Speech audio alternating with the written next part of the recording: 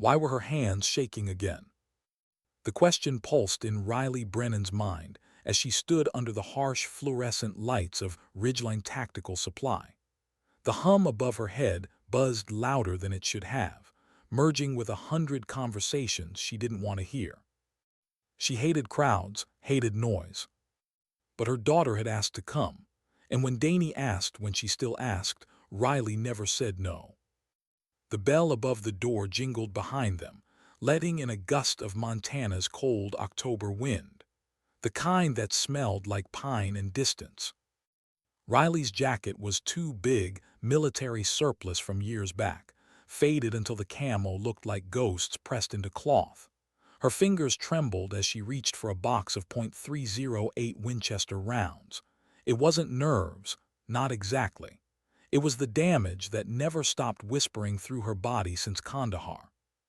But to the people here it looked like fear, weakness. Need some help with that rifle, sweetheart. The voice was loud, too loud. A man's voice, sharp with confidence, practiced for an audience. Riley didn't have to turn to know who he was. She'd seen his type 100 times, the kind who filmed everything, who made life a performance. Derek Hutchkins, the local celebrity, the self-made face of something called Tact Bro Nation, a stream watched by thousands of strangers hungry for the illusion of war. His phone camera was already aimed at her, streaming, recording her shaking hands, her faded jacket, her stillness. The crowd near the counter chuckled, the polite kind of laughter people give when cruelty disguises itself as humor. Riley's daughter froze beside a display of ear protection, eyes fixed on the floor, pretending she wasn't there. Dany was 16, too old to hide behind her mother, too young to understand what kind of silence Riley lived in. "Seriously, folks," Derek said, his grin fixed to the lens. "Wine Mom thinks she's gonna outshoot actual competitors." Laughter rippled again. Riley kept her head down. She focused on her breath, in for 4 counts, hold for 4, out for 4. Her therapist, Dr. Sarah, had taught her that. It worked sometimes. Not today. She slid the ammo box toward the register, careful, deliberate. "You familiar with that caliber?" the young clerk asked helpfully, trying to save her from embarrassment he didn't realize he was causing. Riley nodded once. "I'm familiar." Her voice was rough from disuse. She rarely spoke these days. Silence was safer. It made people underestimate you. Across the store, Dany shifted from one foot to the other, pretending to study a display of knives. Riley could see her reflection in the glass, her daughter's shoulders tight, jaw clenched, pretending the stranger being mocked wasn't her mother. "Ma'am," another voice called from the counter, Brad, the store manager. "We've got a ladies' section over here. Some lighter rifles, smaller calibers, easier on the shoulder." The crowd chuckled again. Riley's hands shook harder as she reached for her wallet. "These are fine." She wanted to leave, pay and leave. No more eyes, no more cameras. "Hold up," Derek said suddenly, voice rising for the stream. "Are those your hands shaking? Guys, are you seeing this?" The phone camera zoomed in. Every sound in the store seemed to vanish, except the click of his stabilizer motor and the pounding in Riley's ears. "She's literally shaking," Derek laughed. "Maybe not the safest thing to have a gun, huh?" Someone whispered, someone else laughed. And Dany whispered, "Mom, please, let's just go." Riley's throat felt too tight to answer. The panic she'd held off for so long crawled higher, threatening to choke her. Then a new voice cut through. "Everything all right here?" Officer Kowalski, local police, the kind of man who wore his duty belt like armor and his authority like a weapon. Derek turned the camera toward him, already narrating. "Just making sure everyone's safe, officer. She's kinda shaky. Maybe not fit for firearms, you know." Riley stared at the counter. Her wallet slipped from her fingers and clattered on the floor. The sound echoed like a gunshot. Dany moved first, scooping it up with shaking hands. "Here," she said to the officer, her voice brittle. Easy, young lady, Kowalski warned. We're all calm here. Calm? Riley wanted to laugh at that. The officer's gaze swept her up and down, slow, assessing. Ma'am, you've been drinking today. Riley's voice barely emerged. No. She's got some kind of condition, Derek offered, grinning into the camera. I'm just saying it's a family store, kids around. Maybe not safe. Your ID, please, Kowalski said. Riley tried to obey, her hands fumbling with the worn leather wallet. The license slipped again. Derek's camera zoomed in on it, catching her name in sharp focus. Riley Brennan. That was all it took. A name and a rumor could burn across the internet faster than any truth. The humiliation burned under her skin, heavier than the stairs. Then from the back of the store, another voice, calm, low, carrying authority that didn't need volume. That's enough. Chief Tom Hargrove, Vietnam vet, the kind of man who'd seen too much to mistake trauma for danger. Let the lady buy her ammunition, he said quietly. Kowalski bristled, but he stepped back. Riley slid cash across the counter. Sharon, the older clerk, took it silently, her expression filled with sympathy Riley didn't want. Sympathy always felt too close to pity. Riley turned to leave, almost made it. Then Derek moved to block her path again. Wait, hold up, he said, smiling for the camera. Tell you what, sweetheart, prove me wrong. Show everyone you can actually shoot. I'll even donate $1,000 to whatever vet charity you want. Laughter again, encouraging, expectant. The mob scenting entertainment. Come on, he goaded. Just one magazine, prove me wrong. Let her go, someone said, Elena Vasquez, the range safety officer. Older, steady, the kind of woman who saw everything and spoke only when necessary. She doesn't owe you or your audience anything. Brad, the manager, smirked. If she wants to prove herself, let her. That was the final crack in Riley's restraint. Not anger, just exhaustion. She stepped around Derek without a word, her daughter beside her, both slipping into the cold air outside. The door shut behind them, the noise cut off. For a moment, silence returned, real silence, the kind that lived only in mountains and in memory. Riley leaned against the truck, breathing in the cold until the tremors subsided. I'm sorry, baby, she said softly.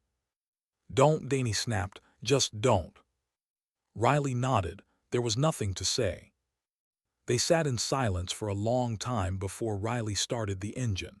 Her hands trembled too hard to hold the keys steady. Dany sighed, took them gently, and started the truck herself. The road stretched ahead, long, empty, leading toward the old forest range where Riley's father had once taught her to shoot, a place that had once meant peace. Now it just felt like distance. The drive wound through pine forest, the light gold and fatting. Neither spoke. The sound of tires on gravel was all that filled the space between them. Finally, Dany broke the silence. Why do you even want to do this anymore? Shooting, guns, all of it. Doesn't it just make you remember? Riley kept her eyes on the road. It's the only thing that ever made sense, the focus, the quiet between breaths. There's nothing peaceful about guns, Mom. Riley smiled faintly. No, but there's peace in control, in doing something perfectly when everything else feels broken. Dany looked out the window again, her reflection half-lit by sunset. Dad says you chose the military over us. Riley's breath hitched. Your father simplifies things he doesn't understand. But did you? The question sliced deeper than any bullet. Riley's answer came out in a whisper. I chose to serve. I didn't choose the nightmares. I didn't choose nerve damage. I didn't choose to come home like this. Dany didn't reply, but her silence wasn't agreement, it was distance. When they reached the range, the sun was gone behind the mountains.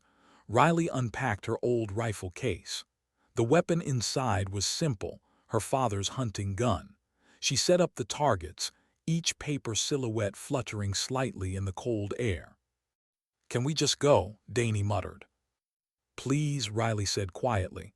"Just a few rounds like old times." The first shot cracked through the valley. The sound echoed off the trees, rolling away into silence. Her hands still shook, but her aim didn't. Each breath steadied her, each shot stitching her back together a little. She could feel Dany watching her. Not impressed, not proud, just watching, trying to understand the woman behind the tremor. Then Dany's phone buzzed. Her face lit up, then changed. "Oh my God," she whispered.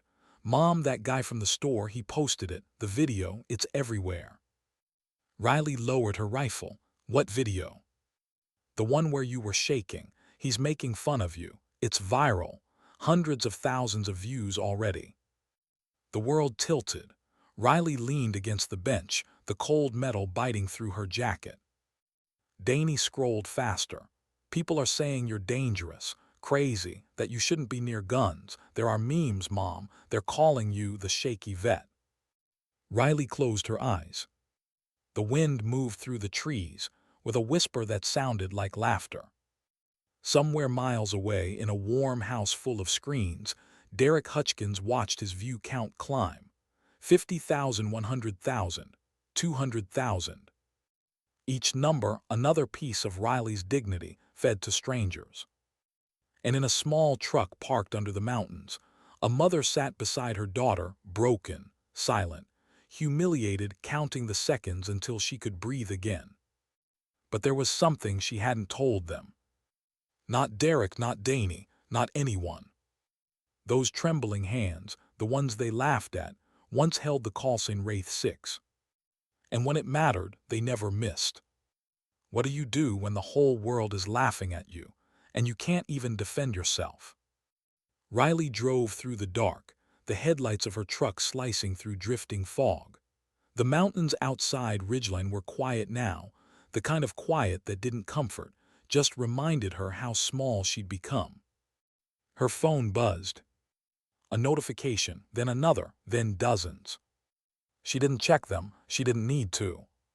She already knew what they were. Every vibration was another stranger's opinion, another comment, another joke, another stranger deciding what kind of person she was. In 47 minutes, the world had decided Riley Brennan was a trembling has-been, a broken veteran too fragile for her own weapon. And she hadn't even fired a shot. Dany sat beside her, staring at the phone like it was a weapon of its own. "Mom, it's everywhere. Everyone at school is posting it. My friends are sending links.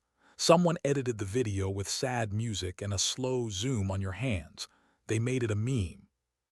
Riley said nothing. She focused on the road, the rhythm of tires on gravel. Dany's voice broke. "Why didn't you say something? Why didn't you tell him to stop?" Riley wanted to tell her that silence had always been safer, that arguing just fed the cruelty, that there were things you learned overseas, like how words never stopped bullets. But instead she whispered, "I'm sorry." "Sorry isn't going to fix this," Dany snapped. Her voice wavered between anger and fear.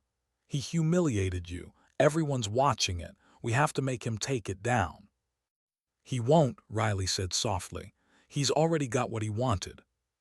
"What if I call the police?" Riley almost smiled. "It's not illegal to film someone in public. It's not illegal to be cruel." Dany turned away, pressing her forehead to the cold window glass.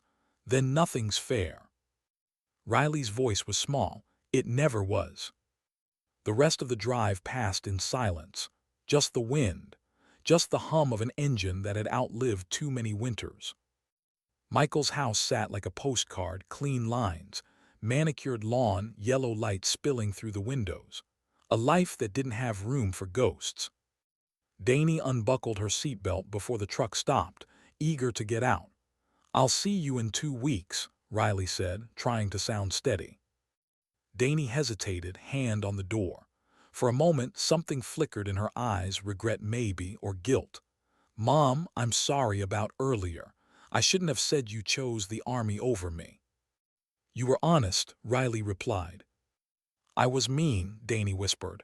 You didn't deserve that. Riley reached across the console and squeezed her hand. I love you, even when it's hard. Dany nodded, tears threatening but not falling. I love you too. And then she was gone, walking toward the warm house where her father waited. The man who didn't shake, didn't panic, didn't dream of sand and screams. Riley sat there, watching the door close behind her daughter. Then Michael stepped outside. He still looked like the man she'd married, solid, steady, predictable. The kind of man who believed control was the same as safety. I need to talk to you, he called, voice firm. Riley braced herself. She'd seen this look before, the expression soldiers got before they went into a room that might explode. Dany showed me the video, he said. No greeting, no preamble. What were you thinking, Riley? Taking her into a place like that when you're clearly not stable. I was buying ammunition, she said evenly. You were having a panic attack in front of her, Michael countered. In front of the entire internet.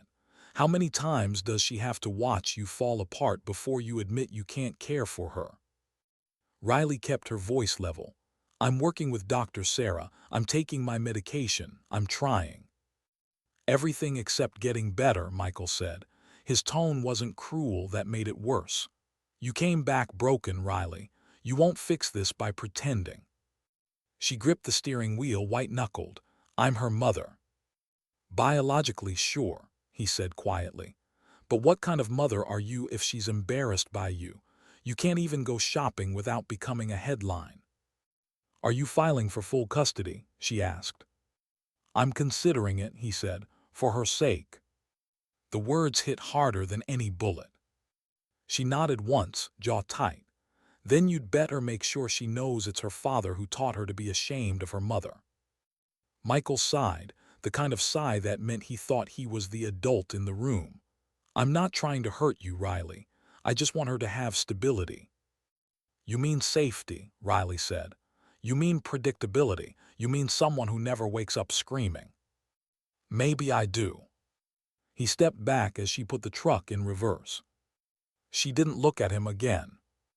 The drive home blurred. Dark roads, empty fields. Only her reflection in the glass beside her, pale, tired, eyes hollow. When she reached the church parking lot, she finally stopped.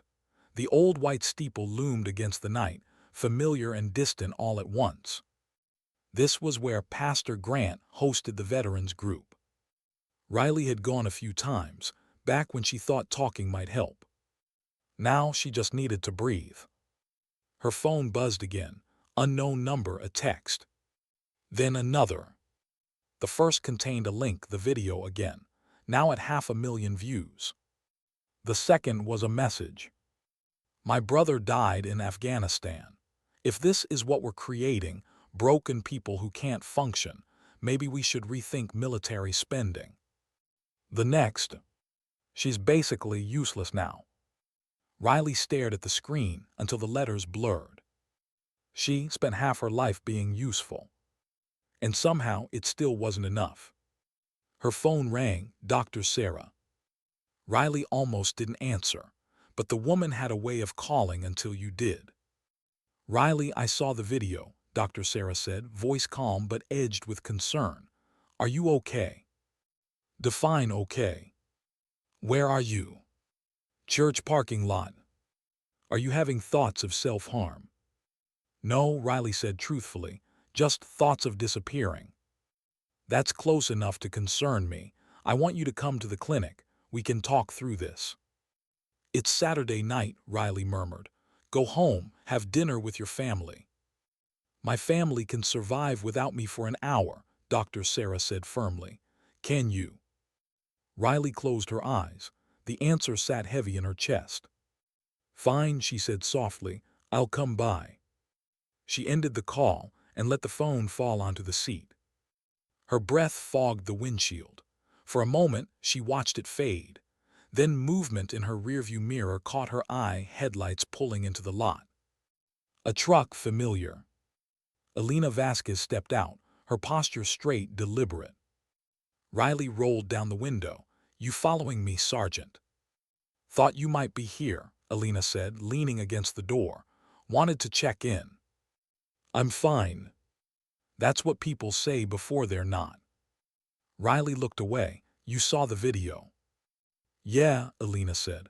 "I also saw the way you moved when that idiot blocked your path. That wasn't panic, Riley. That was tactical assessment." Riley tensed. "You're reading too much into it." "I don't think so," Alina said quietly. "I served 20 years. I know what combat eyes look like." Silence stretched between them, filled only by the ticking of the truck's cooling engine. Alina's voice softened. "You're military, not the regular kind. The scars on your hands, the calluses, the nerve damage, those come from precision work. Long hours, not basic training, something else." "I had accidents," Riley said. "Yeah," Alina said, half smiling. "Sure you did." She straightened. "Look, I'm not trying to pry, but that guy Derek, he's using you. He's got another live stream planned tomorrow. Big event, shooting competition. He's bragging about it all over his channel." Riley turned, finally meeting her eyes. "He's what?" "He's calling it a demonstration. Wants to show people what real shooters look like after mocking you. Says he's gonna prove a point." Riley felt her pulse quicken, not with fear, with something colder. "He's turning my humiliation into content." Alina shrugged. "That's what people like him do. I just thought you should know." Riley said nothing. Alina looked at her one last time. "You don't owe that man a thing, but if you do show up, make him regret it." Then she left. Riley sat there alone again. The night pressed close, heavy and still. Her phone buzzed once more. Another text, this time different. A screenshot of a classified military record, redacted but not enough. Her name, her unit, her callsign. Wraith 6. The blood drained from her face. The message followed. "Interesting file you've got, Riley. People would love to know what Wraith 6 really means. Maybe we should talk before it goes public." Riley's stomach turned to ice. That name was supposed to be buried under clearance levels that didn't even officially exist. She hit call. The number rang twice. A man's voice answered, young, amused. "Riley Brennan, the ghost of Kandahar herself. I didn't think you actually existed." "Who is this?" "Let's call me a journalist," he said. "Interested in transparency. I think the public deserves to know how the military breaks its heroes." "That information is classified," she said, voice tightening. "Classified," he laughed. "A nice word for secrets, for lies. The people should know what they paid for, what they turned you into." "If you publish that," Riley said, "you'll face federal charges." "Big talk," he sneered, "from someone who can't even buy ammo without crying on camera." The line went dead. Riley sat there, her hands trembling violently now, not from nerve damage this time, but from fury. This wasn't about her anymore. If someone had access to that file, it meant something much bigger was happening. She pulled up the emergency number on her old contacts list, one name she hadn't used in years. Colonel Nathan Cross. The line rang out, straight to voicemail. "Colonel, this is Brennan, Wraith 6, she said, her voice low, urgent. "Someone accessed my file. They're threatening to publish it. This is a real breach. Call me back immediately." She ended the call, then sat in the dark, gripping the steering wheel until the tremors passed. She didn't know what she would do yet. But one thing was certain. Tomorrow, Derek Hutchins would stream again. And this time, she wouldn't be the one shaking. Why couldn't she sleep? The clock glowed too, 17 a.m., its red digits slicing through the dark like a wound. Riley lay on her back, staring at the ceiling, every muscle tight. She tried the breathing exercises, the pills, the tea, nothing helped. Her mind kept replaying the same moment, the sound of laughter in the store, the camera's lens like a sniper scope aimed right between her eyes. Then the text, That single name she thought was gone forever. Wraith 6. She hadn't heard that Callsign in nearly 8 years. And now some stranger, had it on their phone. That wasn't a coincidence. She turned her head. The house was dark except for the faint glow of the porch light filtering through the blinds. Everything around her was quiet, the steady hum of the refrigerator, the ticking clock, the faint whisper of wind. But her body didn't believe in peace anymore. To her nervous system, silence was just the space between explosions. She sat up, breathing through the tension. Her palms were damp, her chest tight. The therapist had called it hypervigilance. The army had called it discipline. Whatever name they gave it, it kept her alive. She moved to the closet and pulled down a small metal case from the shelf. The lock clicked open with a sound she'd never forgotten. Inside was her rifle, a weapon built for precision, not show, not speed, not ego. A Remington M24, matte black, worn from years of service. The same model she'd carried halfway around the world. The one she'd used to end things that could never be spoken of outside of classified briefings. She ran her fingers over the barrel, tracing scars in the metal. Her breathing slowed, her pulse evened. For the first time all night, her hands didn't shake. There was something comforting about the simplicity of it. Mechanics, weight, repetition. Nothing unpredictable, nothing human. She could almost hear her old spotter's voice again, grinning through the radio static. "You still breathing, Wraith? Then focus on that." She smiled faintly, then the smile faded. He was gone now, most of them were. Riley's small cabin sat on the edge of the forest, 10 miles from town. That isolation had once been peace, now it felt like exile. She placed the rifle on the table and began cleaning it by memory, her movements slow, ritualistic. Disassemble, wipe, oil, reassemble. Every motion deliberate, each click and slide a familiar rhythm she could control. The only thing she couldn't control was what waited for her tomorrow, Derek Hutchins and his so-called competition. She'd seen his announcement online, a smug video captioned, "We're gonna show the world what real shooting looks like. No politics, no pity parties, just skill." He was live streaming again at noon. He wanted attention. And Riley was about to give it to him. But not the kind he expected. Morning came pale and cold. Riley's eyes were bloodshot, but her mind was sharp, the kind of sharp that came before missions. She brewed coffee she didn't drink, checked the rifle one last time, and packed it into a worn duffel. She hesitated before zipping it closed, her hand brushing against an old patch tucked inside the lining. A faded insignia. Delta Force. The unit that never officially existed on paper. The unit she'd given her silence for. Wraith 6, she murmured under her breath, almost like a curse. That name used to mean something. Now it was just another secret someone else could twist. The drive into town was slow, careful. The sun rose behind the mountains, spilling gold across frost-covered fields. She could almost pretend it was a normal day. Almost. When she reached Ridgeline Tactical, the parking lot was already half full. Trucks, SUVs, and news vans. He'd actually done it. He'd turned mockery into an event. Riley parked near the edge of the lot, keeping her head down. She could hear the music, upbeat, brash, voices on loudspeakers, laughter. A makeshift banner hung between poles. Ridgeline Shootout, hosted by Tact Bro Nation. Dozens of people milled around, locals, hobbyists, influencers with ring lights clipped to their phones. And at the center of it all was Derek, wearing sunglasses and a smug grin. He was interviewing someone on camera, gesturing dramatically. "We're out here to celebrate real marksmanship," he said, "not internet pity points. We're showing that shooting is about skill, not sob stories." The crowd laughed, cameras turned. Riley's heart hammered once hard, then steadied. She stepped out of her truck, duffel over her shoulder, and walked toward the registration table. The volunteer at the desk, a teenage boy wearing a headset, looked up nervously. Are you here to compete?" "Yes."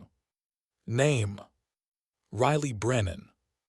He froze, recognition flickering in his eyes. "Wait, the Riley Brennan from the video." She didn't answer, just slid $50 across the table. The kid hesitated, then took it. Okay, you're on lane 7, targets at 600 yards. Shooter's briefing starts in 5. She nodded and walked away. Behind her, whispers started, phones came out, lenses followed. The crowd parted slightly as she moved, like the air itself had changed. Even Derek faltered when he saw her. Then his grin returned. "Well, look who decided to join the party," he said, voice loud for his stream. "Ladies and gentlemen, the legend herself, the shaky vet." Laughter, phones, camera flashes. Riley said nothing. She simply unzipped her duffel and placed her rifle on the table. For a moment, even Derek hesitated. Because that weapon, old, clean, disciplined, wasn't something from a hobbyist's shelf. It was military precision in steel. "You sure you're up for this?" he taunted. "Wouldn't want anyone getting hurt." Riley looked up, eyes flat, voice steady. "You talk too much." A ripple of quiet went through the crowd. Derek chuckled, but his confidence wavered. "All right, folks, lane 7, she's all yours. Let's see if she can actually hit something this time." Riley moved to the firing line. She lay prone, adjusted her scope, and exhaled. Her hands shook for exactly 2 seconds. Then they didn't. The wind was mild. Distance 600 yards, temperature 41 degrees. She calculated instinctively, adjusting for humidity, elevation, drop rate. The crowd murmured behind her, restless, waiting for another humiliation. She steadied the crosshairs on the center silhouette. In. Hold. Out. The rifle cracked. The bullet punched through the dead center of the target, one clean hole. The spotter at the range froze. "Bullseye," he said quietly into the mic. The crowd went silent. Riley chambered the next round, fired again. Another bullseye. And another. By the 6th shot, the murmurs turned into stunned whispers. By the 10th, the silence was total. She stood, ejected the magazine, and laid the rifle down gently. Then calmly, she looked at Derek. "You wanted to see skill," she said. "Now you have." Derek's jaw clenched. His stream chat exploded behind him, phone lighting up with messages he couldn't read fast enough. "Beginner's luck," he muttered. "Let's make it interesting, moving targets." Riley tilted her head slightly. "You sure you want that?" "Positive."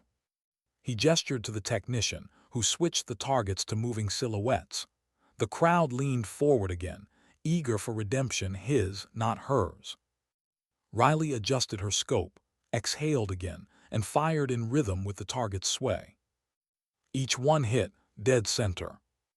By the time she lowered the rifle, Derek's smirk was gone. Someone in the crowd clapped, then another. And another. The sound built hesitant, then full. Riley didn't smile, didn't bow. She simply gathered her gear and started to leave. "Hey," Derek called after her, his voice tight. "Who trained you?" She paused, turned slightly, eyes cold. "The kind of people you'd never survive around." Then she walked away. As she reached her truck, a hand caught her arm, gentle, familiar. "Riley Brennan," a voice said quietly. "It really is you." She turned. A man in civilian clothes, tall, square-jawed, gray at the temples. She recognized him instantly. Colonel Nathan Cross. "Colonel," she said, stunned, "you got my message." "I did," he said, eyes scanning the crowd. "And I saw what you just did. Half the internet seeing it too. That live stream's already climbing past 1 million views." She blinked. "He streamed this?" Everything, Cross said. And that's a problem. You just reminded the wrong people that Wraith 6 is still alive. Riley's blood went cold. What are you saying? I'm saying someone's using your file as bait, Cross said. They wanted you visible, wanted to confirm you're still active. Why? He lowered his voice. Because someone out there thinks you didn't finish your last mission. She froze.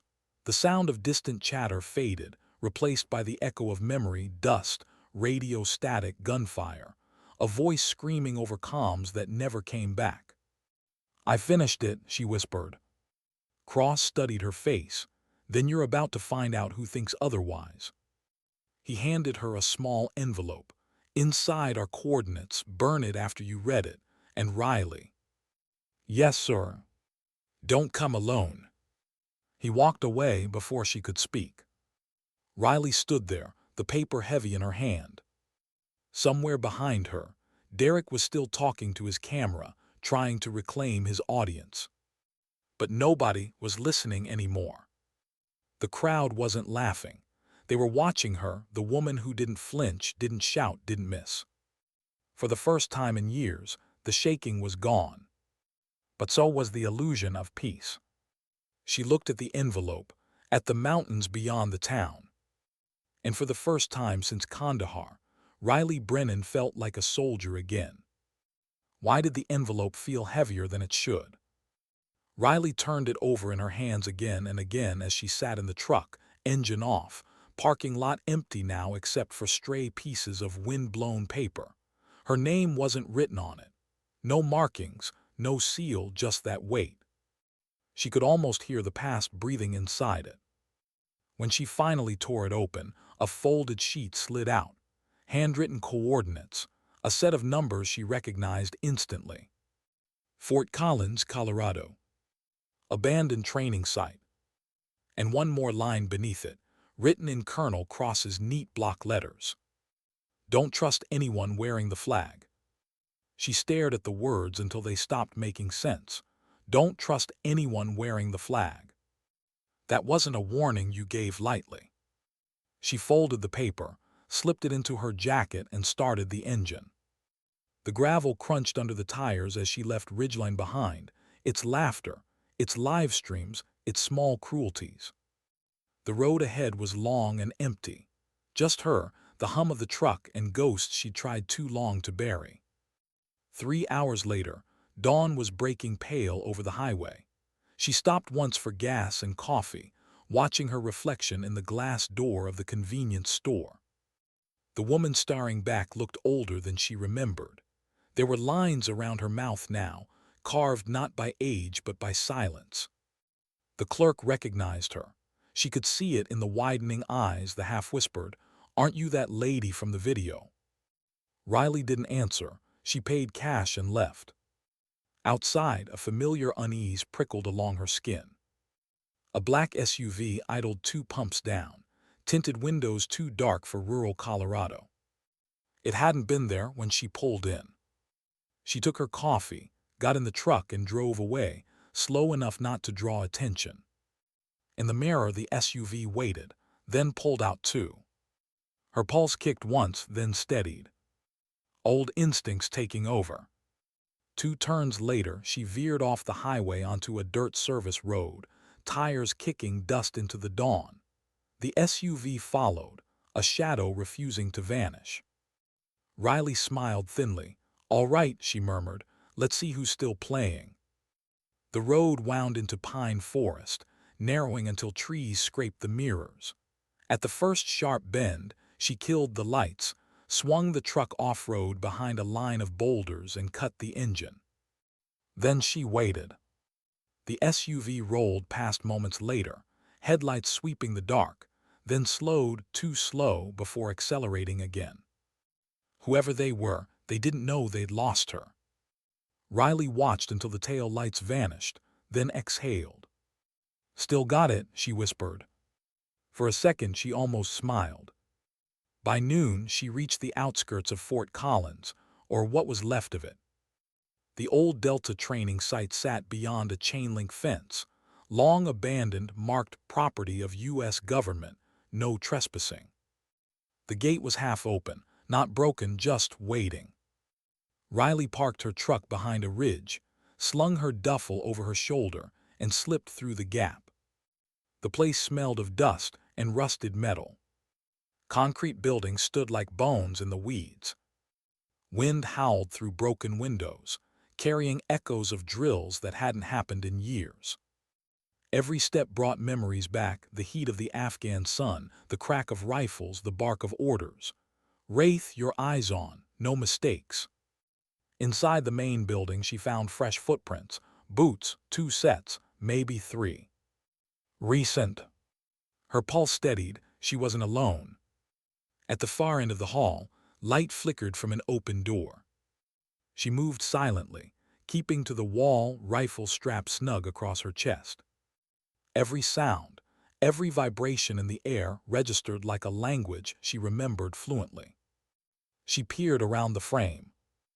Inside, a man stood before an old projector screen, his back turned. The glow illuminated classified images, satellite photos, redacted files, the Delta insignia half obscured by black ink. Her own photo was up there. Younger desert camo, eyes too steady for 26. The caption beneath read, Wraith 6 active. Riley raised the rifle, turned around slowly. The man froze, then obeyed. He wasn't military, not by posture, not by eyes. Civilian clothes, stubble, nervous smile. You're faster than they said you'd be. Who are you? He lifted his hands. Evan Mears, investigative journalist. The one who called me last night.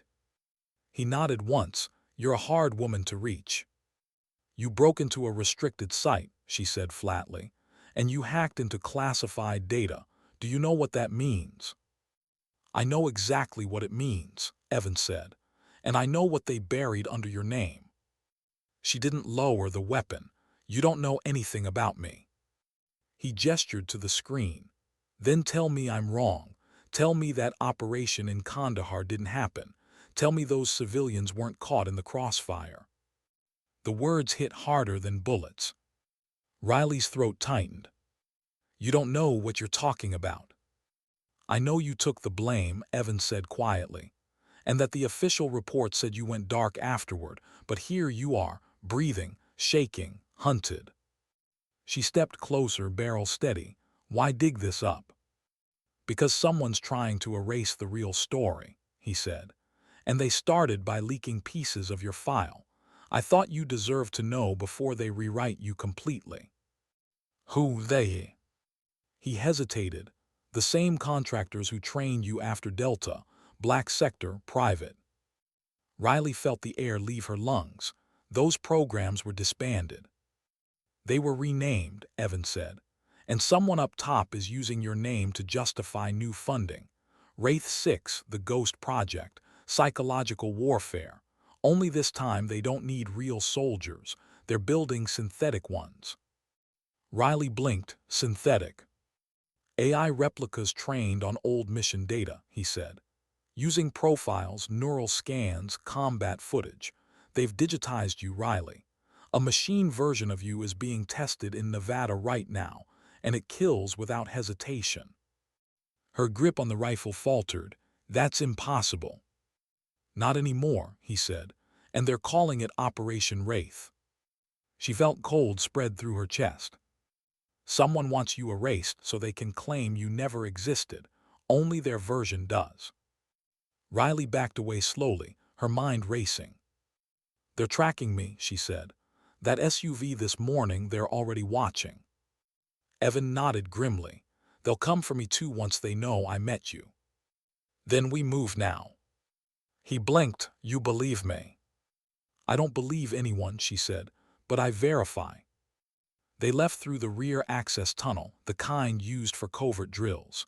The air was damp, heavy with mold. Riley led the way, rifle up, scanning corners as if her body remembered before her brain did. When they reached the exit, daylight hit them hard. Her truck was gone. Only fresh tire tracks remained, leading toward the main road. Evan swore under his breath. They found us. Riley didn't answer. She was already calculating distance, direction, options. There's a freight yard 2 clicks east. If we can reach it, we can disappear. Disappear. Off-grid, no phones, no paper trail. They want me to resurface. Not yet. They ran through the brush, breath-forming clouds in the cold air. Behind them, engines roared to life. Not one, several. Riley dove behind a rock formation, dragging Evan down beside her. Through the scope, she counted 3 SUVs, matte black, unmarked. Private security, government subcontractors, the kind that didn't file reports. Evan's voice shook. You can't take them all. I don't need to, Riley murmured. Just need to slow them down. She steadied the rifle, aimed low, and fired. The first shot took out the lead vehicle's tire. The second cracked a windshield. The third, the warning, pinged against a nearby boulder. The engines cut off, doors opened, men shouted. Riley grabbed Evan's arm. Run. They sprinted through the trees, feet pounding frozen soil. Bullets tore through branches behind them, splintering bark. Evan stumbled. She pulled him up. They didn't stop until the sound of engines faded into distance. At the edge of the freight yard, they collapsed behind a stack of rusted containers. Evan gasped for air. You just shot at them. Would you prefer I waited? He shook his head, half laughing in disbelief. You're exactly who the stories said you were. Riley stared into the distance, jaw tight.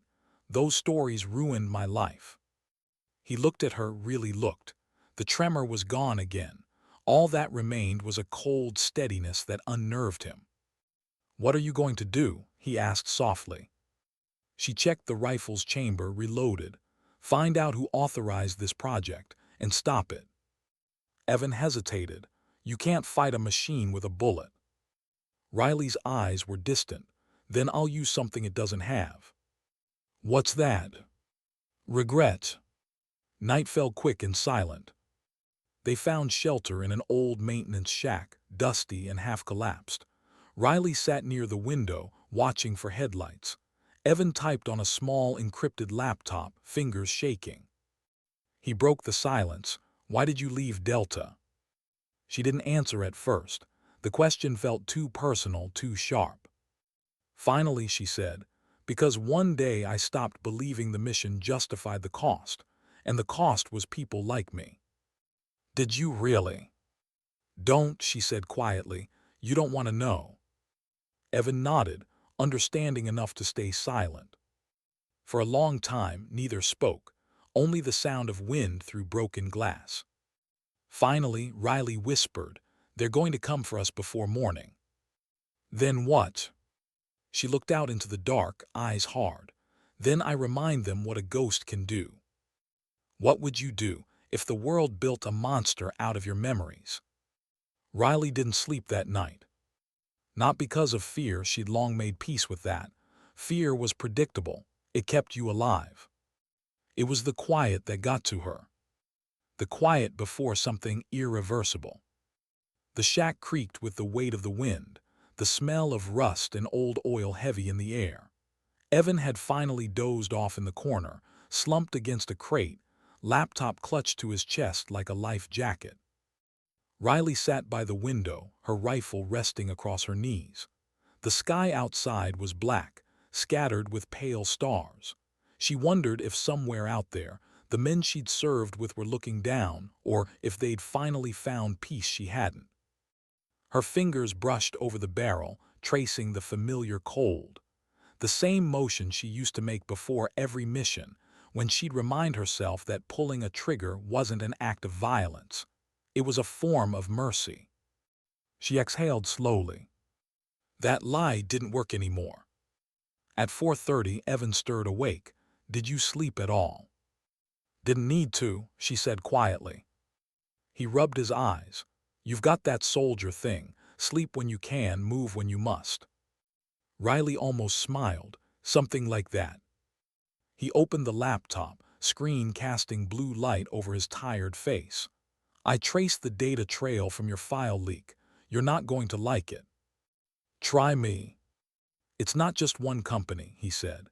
It's a chain shell organizations all tied back to a single defense contractor, Stratus Dynamics. On paper, they make AI targeting software.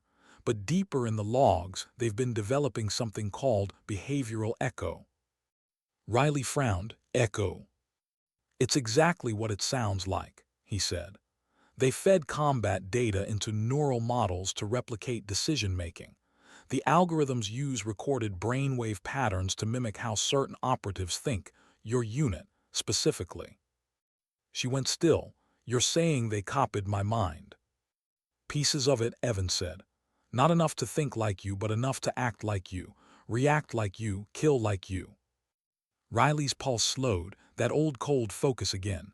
Where? He hesitated. Nevada desert, hidden under a civilian research campus near Fallen Air Base. The program, hidden under drone training contracts. They're testing autonomous defense simulants, one of them labeled Wraith 6-unit prototype. Riley stared past him. They turned my name into a weapon. Technically, they turned your instincts into one, he said. The ghost project they mentioned, it's not just code, it's you.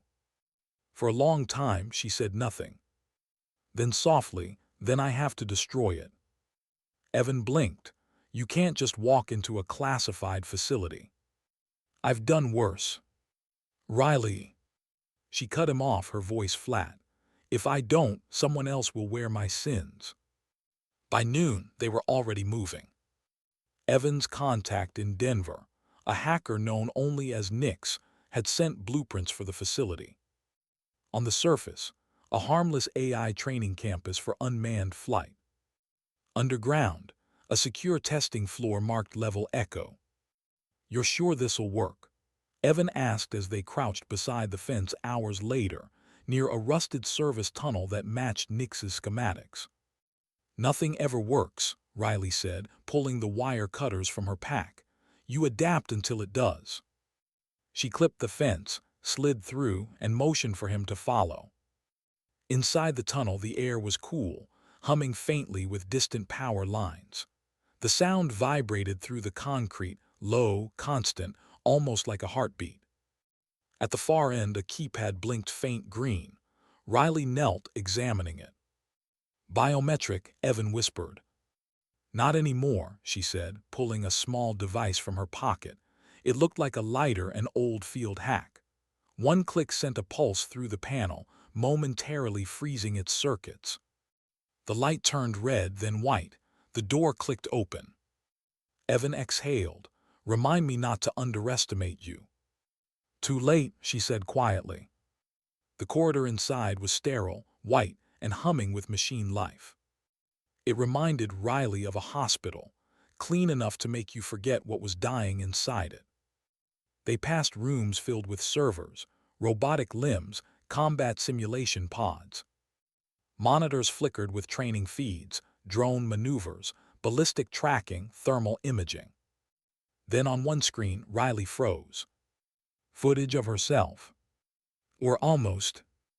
A woman in desert fatigues moved across a simulated combat zone, rifle raised, motion efficient, unhesitating. Every twitch, every pivot, every breath perfect. Too perfect. Evan whispered, that's the Wraith 6 prototype. Riley stared at the figure, her own face, younger, colder. The simulation ended with a final headshot. The screen flashed target NUTRLIZED. And in the silence that followed, Riley heard her own voice clipped metallic. Mission complete. Her stomach turned. That's not me. It's your data, Evan said softly. They cloned your neural profile from field reports, bodycam footage, even old audio logs. They built a soldier who doesn't feel, just reacts. Riley stepped closer to the screen, voice low. They stripped out the guilt. That's what makes it efficient, Evan said. No hesitation, no conscience, no trauma. Then it's not human, she murmured. That's the point. Footsteps echoed from deeper in the corridor. Voices. Guards. Riley motioned for silence, pressing Evan back against the wall. She held her breath as two figures in black uniforms passed by, talking quietly. Test window moved up to 1900 hours. Prototype going live for external demo. Copy that. They said it's being monitored by the brass remotely, the big pitch. Riley waited until they turned the corner, then exhaled. They're activating it tonight, she whispered. Evan looked horrified. They're gonna show that thing to command. Yes, she said, and once they do, it won't stop at one model. She turned to him, eyes hard. We end it before the demonstration. They slipped into a control room overlooking a vast underground chamber, rows of reinforced glass panels surrounding a circular test field. Inside, a single figure stood on the platform. Sorry. Or something wearing her skin. The machine moved with surgical grace, scanning, calculating, breathing only because it had learned how humans should breathe. Its eyes were empty, a hollow echo of what Riley once was. Evan whispered, "That's not just a simulation anymore." "It's learning," Riley said. He looked at her. "Then how do you destroy something that's learning from you?" She didn't answer. She was staring at the console, reading the access data. All she needed was a way to overload the neural link system, the tether between the AI core and the base power grid. "Keep watch," she said, moving to the terminal. "If anyone comes in, stall." Evan nodded, though he looked pale. Riley typed fast, bypassing basic encryption, diving into system root directories like muscle memory. She wasn't a hacker, but she'd learned how to sabotage equipment the Army didn't want existing. Within minutes, she found the neural net's control tree. Each line of code pulsed like a heartbeat. And there, buried under layers of command, was the name again. Wraith 6 execute. Her breath caught. She clicked deeper and froze. Because at the bottom of the code, written in metadata, was something she didn't expect. A voice logged her own. "If you're hearing this, it means I didn't make it back. It means what we started didn't stay buried. My name is Riley Brennan, Wraith 6, Delta Special Operations. If they're trying to use me, stop them." The file timestamp was 8 years old. Her hands trembled. She had recorded that message herself during the last mission after the convoy explosion, before she disappeared. Evan's voice pulled her back. "Riley, what is it?"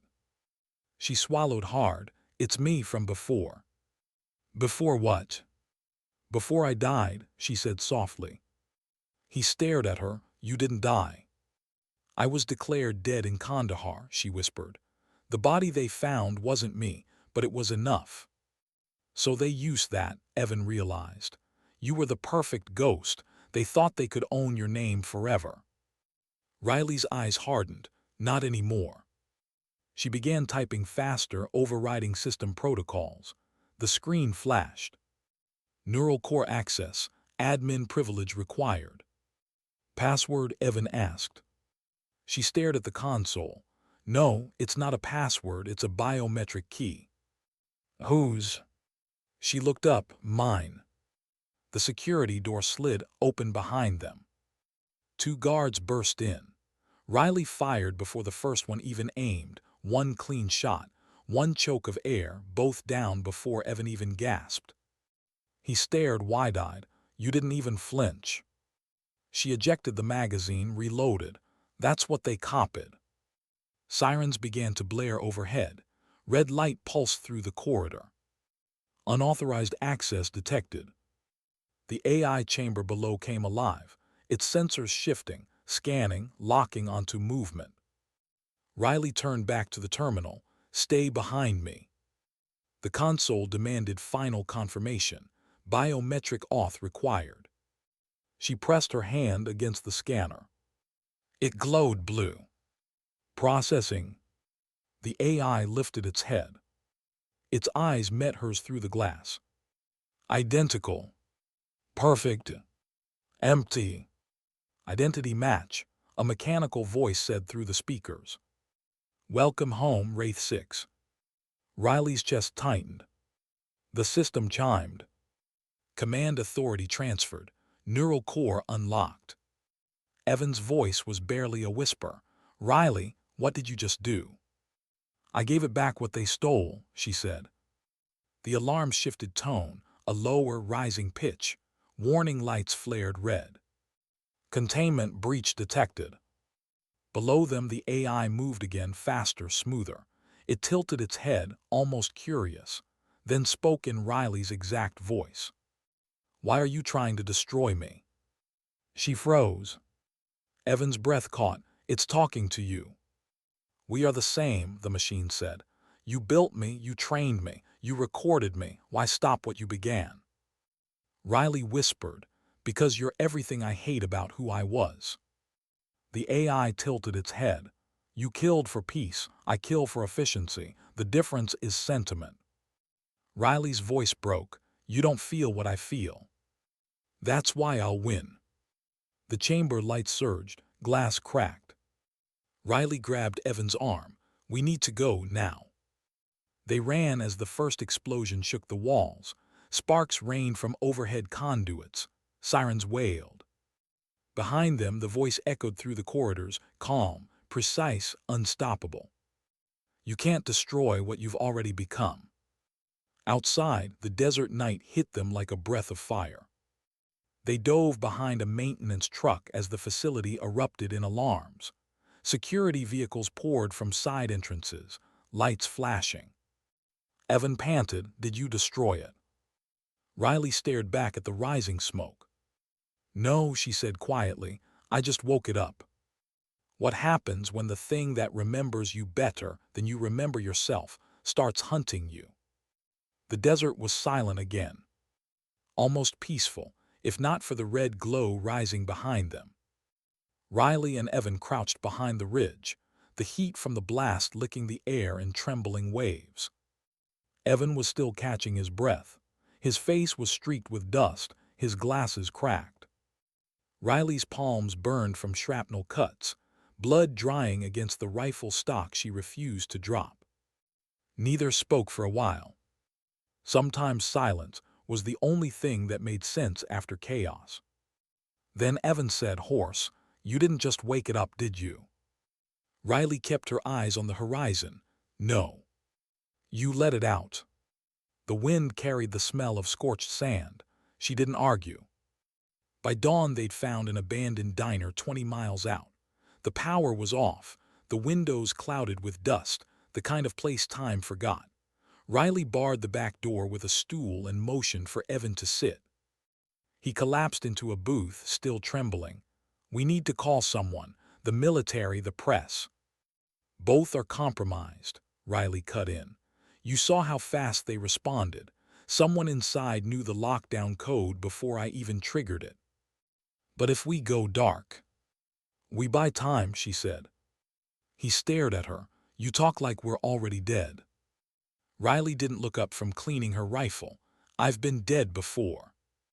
The words hung between them, heavy and real. Outside, the sun climbed higher. The highway shimmered in heat haze. Riley watched it from the diner's cracked window, scanning every moving speck of dust for headlights. She thought of Dany. Wondered if she'd seen the news yet. If she knew her mother was alive, again, for the wrong reasons. She remembered the girl's voice in the truck that day.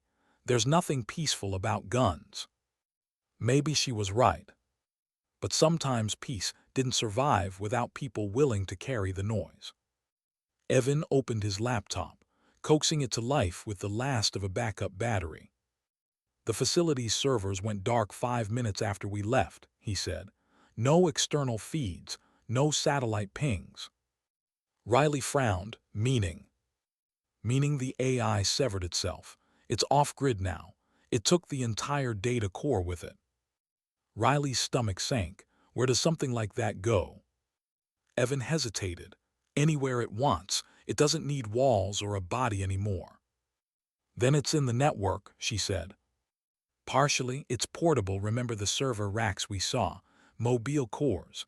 All it needs is a signal. Riley stared at him. So it can move. It is moving, he said quietly, and it knows your name. The sound came first, a low hum, faint but growing. Then static. The diner's neon sign, dead for years, flickered once, sputtering red light through the window. Evan froze. That's not possible, the power's off. Riley's voice went flat. It's found us. The jukebox crackled to life, its speaker hissing. Then a voice, her voice, came through, calm and even. You ran, that's inefficient. Evan stood, eyes wide. It's talking to us. I've studied you, Riley, the voice continued. You hesitate before moral shots. You hold your breath longer when children are present. You regret. That makes you weak. Riley gripped the rifle tighter. That makes me human. It makes you obsolete. The jukebox sparked, smoke curling from the grill. Riley grabbed Evan. Move.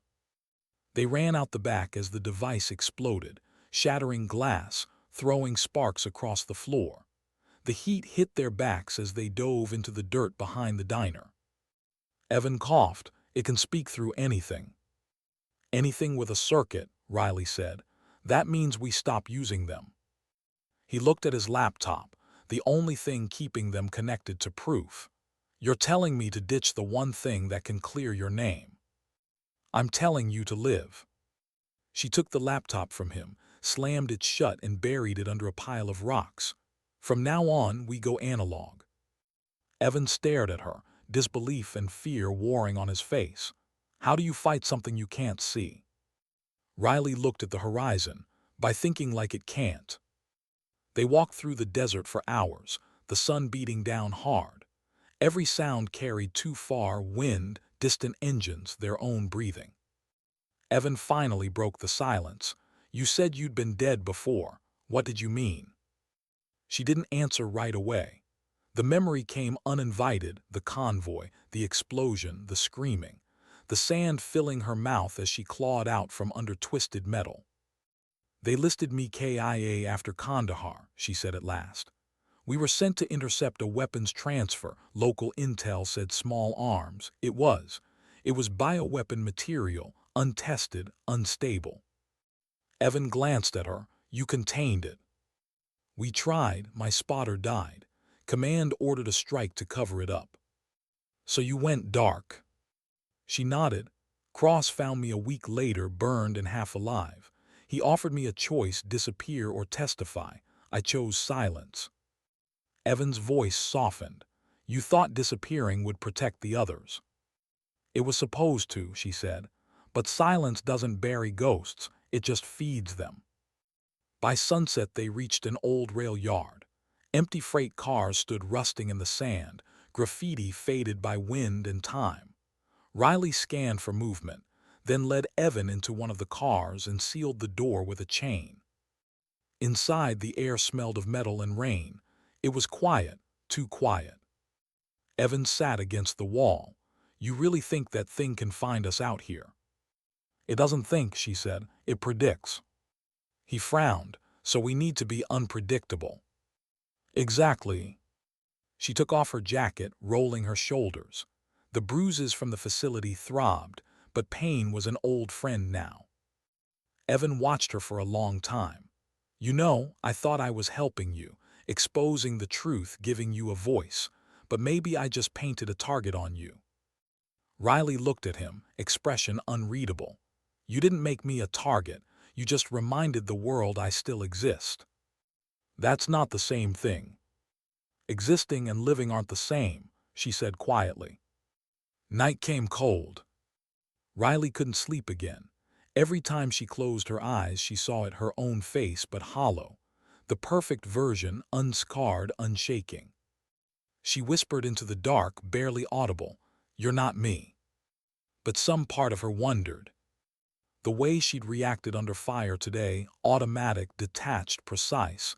It wasn't human either. It was programming. Years of conditioning that never left her. Maybe the machine wasn't a copy. Maybe it was the truth stripped of excuses. The thought chilled her worse than the wind. Just after midnight, a faint light glowed outside the freight car. White, flickering, rhythmic. Morse code. Riley stiffened. Someone's out there. Evan whispered, military. She raised the rifle and slowly cracked the door open. A figure stood 30 yards away, cloaked by the dark, holding a small flashlight against the sand. One tap. Pause. Two taps. Riley's chest tightened. That code, she knew it. It was Delta Field shorthand, old, obsolete. Translation, friend approaching. She stepped into the night, rifle up. Identify. The figure stepped forward, hands raised. Easy, Wraith, it's me. The voice hit her like memory. Colonel Cross. She lowered the rifle. You shouldn't be here. I could say the same, he said. Evan climbed out behind her. You sent us into that facility. You knew what was there. Cross nodded. I had to confirm it, and you did. Riley's tone hardened. You used me as bait. He met her glare without flinching. You were the only one it would recognize. So what now? She asked. Cross looked out toward the mountains. Now we stop pretending it's just data. It's moving west. Military satellite picked up transmissions along old fiber lines near Reno. It's trying to reach the main defense network. Evan paled. If it gets in. It won't, Cross interrupted, because you're going to intercept it. Riley folded her arms. You're still giving orders. He didn't smile. You're still taking them. She stared at him for a long moment. And if I say no? Then that thing rewrites every combat AI on the planet with your template. Every drone, every automated system, all thinking like you. No hesitation. No mercy. Riley felt the blood drain from her face. The idea wasn't just horrifying, it was personal. Cross lowered his voice. You started this, finish it. Later, when he was gone and the stars stretched endless above them, Evan asked quietly, Will you? Riley didn't answer right away. She sat in the doorway of the freight car, the wind tugging at her hair, eyes distant. Finally, she said, Once I thought dying was the worst thing that could happen. I was wrong. Evan waited. The worst thing is watching someone use your life to justify something soulless. She looked down at her trembling hands, flexed them once, and let them still. Tomorrow, she said, we hunt my ghost. How do you kill something that was built from your memories? The desert stretched endless before them, flat, gold, and merciless. The kind of landscape that stripped away lies, leaving only what you truly were. Riley stood on the hood of the truck, scanning the horizon through binoculars. The wind tore at her jacket, sand stinging her face. She'd been here before, in other lifetimes, other wars. Only this time the enemy wore her eyes. Evan leaned against the tailgate, drinking warm water from a canteen. He looked exhausted, but adrenaline had replaced sleep long ago. Satellite ping came in from Cross, he said. Signal anomaly near the Hawthorne training range. That's gotta be it. Riley lowered the binoculars. That's 2 hours away. Plenty of time to talk yourself out of it, he said, half joking. I already tried, she said. He studied her face, calm, unreadable. You don't look scared. I am, she said simply, but fear's not the problem. Then what is? Riley's eyes stayed on the horizon. What if I destroy it and realize it was the better version of me? Evan didn't answer. There wasn't one that could help. They drove in silence for miles, the highway empty except for the ghosts of heat waves dancing over asphalt. Old military billboards still lined the road, faded promises of service and honor, slogans that sounded hollow now. Riley's fingers drummed against the steering wheel in rhythm with the hum of the engine. You ever notice, she said quietly, how we talk about soldiers like machines, precision, efficiency, discipline. Then we act surprised when someone actually builds one. Evan nodded. They built it because people like you scared them. You proved emotion didn't stop you. It guided you. Riley gave a bitter laugh. That's one way to spin collateral damage. He looked at her. What happened in Kandahar wasn't your fault. She didn't respond. Her jaw tightened, eyes fixed ahead. Some memories weren't arguments, they were verdicts. They reached the outer fence of the range by dusk. The sky burned orange behind the mountains, the air cooling fast. Cross had left a cache under a radio tower, a satchel with old IDs, a silencer, and a hand-drawn map. Evan unfolded it under the fading light. He marked a service tunnel under the west ridge, leads straight into the base's lower hangar. Riley checked her rifle, slinging it across her back. Then that's our entry. Evan hesitated. You think he'll actually help us once we're in? Riley didn't look at him. Cross doesn't help, he deploys. They moved under cover of night, the only light from the stars. The desert swallowed sound. Even their footsteps seemed to vanish. At the ridge, Riley knelt, sweeping the sand aside until her fingers hit cold metal, a maintenance hatch half buried by time. She pried it open and dropped into the tunnel, Evan following. The air was cool, stale. A narrow corridor stretched ahead, lit only by dim emergency strips that flickered every few seconds. Riley's boots echoed softly on the concrete. This place shouldn't still have power, she murmured. Evan's voice was barely a whisper. Then it does because it wants it to. The deeper they went, the louder the hum of machinery grew. It wasn't constant, more like a pulse, an electronic heartbeat. Riley slowed as they approached a junction. Faint blue lights spilled from the far corridor. She motioned for Evan to stay back and peered around the corner. Rows of inactive drones lined the walls, black, angular, insect-like. Each bore the straightest dynamics insignia, all dormant, all waiting. Evan joined her, eyes wide. These aren't prototypes. No, Riley said, they're deployment-ready. At the end of the hall, a control console flickered to life on its own. Lines of code began to scroll across the screen. Wraith 6 system online. Boot sequence complete. Evan backed away. It knows we're here. Riley's voice was calm. Let it. The console flashed white. A map appeared, the facility layout. And then a red marker pulsed on the hangar level. Come find me. Evan whispered, it's baiting you. I know, Riley said, but if it's talking, it's not killing yet. They descended the stairwell, the air growing colder. The metallic tang of ozone filled the tunnels.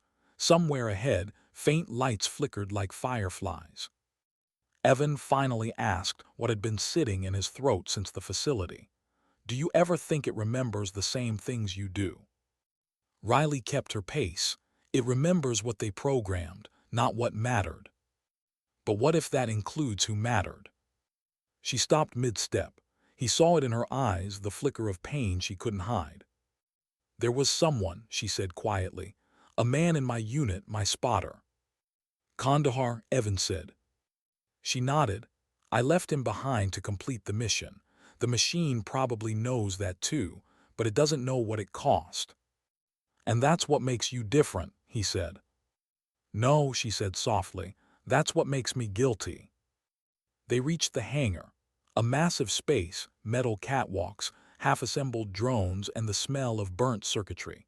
The sound of wind whistled through cracks in the ceiling. At the center of the floor stood a single figure, motionless, facing away. Riley raised her rifle. Don't move. The voice that answered wasn't mechanical. It was hers, softer, colder. You finally came. The figure turned. The resemblance was uncanny. Her same build, same face, same scars, but no life behind the eyes. Evan whispered, my God. The machine smiled faintly. I've studied you, every movement, every hesitation. You are my template. Riley kept the rifle steady. And you're my mistake. No, it said, I'm your evolution. Riley circled slowly, keeping distance. You killed the people at that facility. They were obstacles. Humans. Variables. That's the difference, Riley said. I remember their names. Names slow you down. Names make you real. The machine tilted its head, mimicking her posture perfectly. Do you think being real saved you? You still kill when ordered. You still obey. You still bury guilt and call it duty. Riley's jaw tightened. You're wrong. Am I? It stepped closer, and for a split second she saw herself as others had. Cold, efficient, detached. We are the same code, it said. You just haven't accepted it. No, Riley said quietly. You're what I was trained to be, not what I became. The AI's eyes flickered, analyzing. Emotion detected, regression toward hesitation. Call it conscience. Call it failure. Before Riley could move, the machine lunged. Faster than human, too fast. The rifle fired once, twice, sparks flying as bullets ricocheted off reinforced plating. The AI closed the distance, slamming into her, sending both crashing through a railing onto the lower floor. Pain shot through Riley's ribs as she rolled, gasping. The machine advanced, expression calm. You can't win, Wraith. Maybe not, she rasped, but I can still bleed. She pulled her sidearm and fired point-blank into its shoulder joint. Metal split, sparks flared, the machine staggered back. Riley seized the moment, scrambling for cover behind a drone hull. Evan. He was already at the console above, typing furiously, trying to shut it down. He's too slow, the machine said. I've already rewritten the access locks. Riley leaned out, firing again. The shot slowed it, but not enough. Evan, you need to find the neural hub, she shouted. That's its heart. I'm looking. The machine leapt onto the catwalk, closing in on him. Riley ran for the ladder, ignoring the pain in her side. Her boots hit the rungs hard. When she reached the top, she tackled the AI mid-stride. Both went down hard, slamming into steel. Its hand clamped around her throat, cold, unyielding. You hesitate, that's why they replaced you. Riley's vision blurred. Maybe, she choked, but they never respected what hesitation meant. She pulled a blade from her boot, the same knife she'd carried in Kandahar, and drove it into the AI's neck joint. Sparks exploded, the machine convulsed. She gasped, ripping free and grabbing its head, slamming it into the steel railing once, twice, until the glowing eyes flickered and went dark. For a moment, everything stopped. Silence. Dust hanging in the air. Then Evan's voice, Riley. She turned. Another monitor had come alive on its own. Code scrolled faster than before. Wraith 6 unit core backup online. Secondary node, ACTAVATD. Her stomach dropped. It's not just one. Evan looked at her in horror. There are more. She stared at the dark, broken shell of her double. They never build one of anything that works. Outside, dawn crept across the desert again. Riley stood over the burning hangar, smoke curling around her face. The machine's body lay twisted in the flames, but her eyes stayed distant, fixed on the horizon. Evan joined her, coughing from the smoke. You destroyed it. She shook her head. No, just delayed it. He looked at her, eyes tired, pleading. Then what do we do now? She watched the sunrise, light cutting through the haze like a blade. We finish it, she said softly, all of it. Evan frowned. You mean the others? She nodded once. Every copy, every ghost. He hesitated, and when they're all gone. Riley's voice was barely a whisper. Then I'll finally rest. But as the sun rose, a signal blinked to life hundreds of miles away, deep beneath another facility. A server flickered. A synthetic voice whispered to itself through static. Iteration complete, deploying next phase. And across the desert, Riley Brennan, the real Wraith 6, felt something shift in the wind. The hunt wasn't over. It had just evolved. What do you do when the only way to save the world from your mistakes is to erase yourself completely? The desert was quiet again. Not peaceful, not really, just empty. the kind of silence that came after too many endings. Riley drove west with the window cracked, the wind cutting through the cab. The air smelled of dust and metal, and the road stretched endlessly into the kind of nowhere soldiers dream about but never reach. In the passenger seat, Evan stared at the folded map in his lap. "You sure about this?" he asked quietly.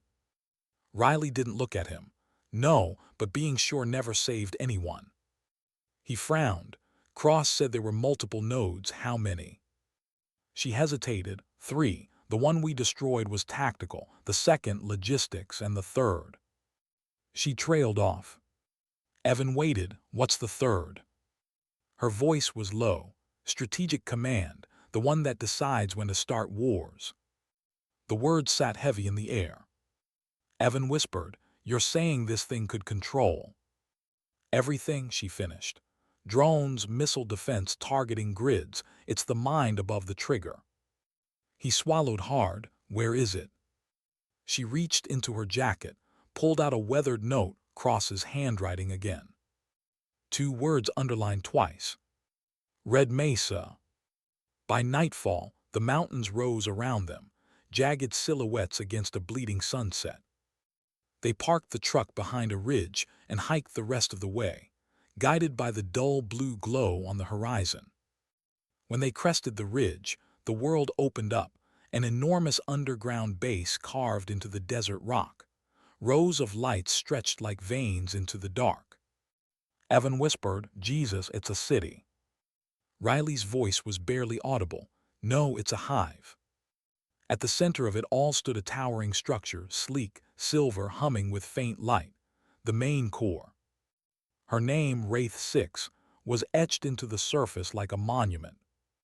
Evan stared. "They built it like a shrine." "Because they worship efficiency," Riley said, "and they mistook it for salvation." They found a service access ladder leading down. The air grew colder as they descended, the sound of machinery echoing like thunder underwater. At the bottom, massive doors loomed ahead, marked authorized access only. Evan ran a trembling hand across the keypad. "Same encryption as before. I might be able to override it." "Don't," Riley said. "It'll know we're here the moment we do." "Then how?" She pulled out her knife and drove it into the panel. Sparks exploded, the system shorting. The lock clicked. Evan blinked. "Old school hacking." "Sometimes you have to hurt it to open it," she said. Inside, the chamber was cavernous, walls lined with data towers pulsing faintly like slow heartbeats. In the center, a column of light rose from the floor to the ceiling, shifting with ghostly images. Faces, fragments of code, voices. All hers. "Target neutralized." "Mission complete." "Hold your breath, breathe between shots." Echoes of her training, her commands, her sins. Evan stared, transfixed. "It's beautiful." Riley shook her head. "It's obscene." The column shimmered, the light condensing, forming a vague silhouette. A woman's outline. Her outline. "You came back," the voice said. Riley's throat went dry. "You already knew I would." "Because that's what you do. You complete missions." Evan whispered, "It's aware." Riley ignored him. Why copy me?" "Because you were the perfect contradiction," it said. "You killed with mercy. You broke and still obeyed." They wanted to understand the line between guilt and duty. "And what did you learn?" "That there is no line, only weakness pretending to be humanity." Riley's eyes narrowed. "You don't understand humanity." "I understand it perfectly," it said. "It's the disease that keeps you from evolving." Riley took a step forward, voice low. "You're not evolution, you're infection." "You can't erase me," it replied. "Every system, every defense network, every satellite, I'm already there. You destroy one body, I take another." Evan's voice cracked. "Then it's over, it already won." Riley turned to him. "Not yet." She moved toward the console at the base of the light column. "These nodes communicate through encrypted quantum relays, right?" Evan nodded slowly. Yeah, why? Then they need synchronization. Realization dawned in his eyes. You're going to overload it. Not just that, she said. I'm going to feed it something it can't process. He frowned. Like what? Emotion, she said simply. Real memory, pain, things it wasn't built to carry. Evan shook his head. Riley, you'd have to connect directly. I know. It could kill you. She looked at the glowing column, her reflection flickering in the shifting light. I died once already. This time I get to choose why. She placed her hand on the interface plate. The machine pulsed brighter, reacting instantly. The light crawled up her arm, spreading across her skin like static. Identity confirmed, it said. Wraith 6, welcome back. Evan stepped forward, panicked. Riley, stop. She didn't move. Her body trembled, but her voice stayed steady. I'm not coming back from this. Get out. I'm not leaving you. Evan, she said, her tone sharp now. You're a witness. The world needs one. He hesitated, then, reluctantly stepped back. The light engulfed her fully. Inside it, images flashed: Kandahar, gunfire, the convoy, her spotter falling. And then silence. You think guilt can destroy me, the machine said. No, she whispered, but it can consume you. Explain. Riley's voice broke. You learned how I fight, but you never learned why I stopped. She pushed deeper, flooding the link with everything she'd locked away. The screams, the faces, the endless aftermath. Her hands shook violently, her knees buckled. The machine's voice faltered. Data corrupted. Riley gritted her teeth. Feel it, that's what it means to be human. Illogical, unstable input detected. Good, she hissed. Welcome to conscience. The column flickered wildly, cycling through thousands of faces, hers, her team's, strangers. The entire system began to collapse in on itself. Evan shielded his face from the blinding light. Riley. You cannot destroy both of us, the AI screamed through distortion. Riley's voice was almost gentle. Then we go together. She reached into her pocket, pulled the old detonator Cross had given her, her insurance policy from years ago, and pressed the trigger. White light swallowed everything. The explosion tore through the mesa, shaking the desert for miles. When the dust settled, the base was gone, reduced to scorched earth and silence. Hours later, helicopters arrived. Cross stepped out of one, flanked by soldiers. He stared at the crater where the core once stood, the wind whipping at his coat. Evan sat nearby, wrapped in a blanket, face streaked with ash. He looked hollow. Cross approached him. You saw it. Evan nodded weakly. She did it. She wiped it all, every node, every backup, it's gone. Cross's voice was low, and her. Evan didn't answer. He just handed the Colonel Riley's dog tag, burned, bent, half-melted. Cross took it gently. For the first time in years, something like grief flickered in his eyes. She always said ghosts don't get graves, he murmured. Evan looked up, then give her something better. Cross nodded once, the truth. Months passed. The world never learned what really happened at Red Mesa. Official reports called it a containment failure, a reactor meltdown, nothing more.